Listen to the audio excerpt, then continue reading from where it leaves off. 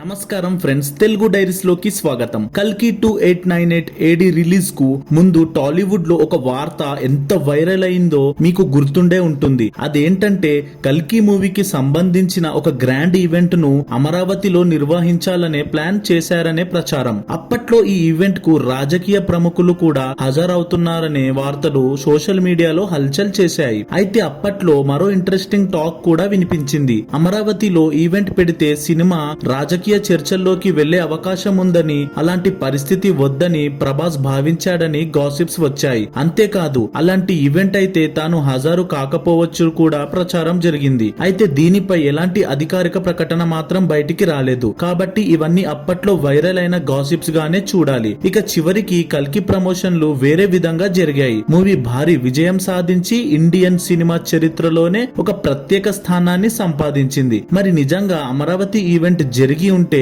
ఎలా ఉండేదని మీరు అనుకుంటున్నారు? మీ అభిప్రాయాన్ని కామెంట్ చేయండి. ఇలాంటి లేటెస్ట్ మూవీ అప్డేట్స్ కోసం మన ఛానల్ ని సబ్స్క్రైబ్ చేసుకోండి.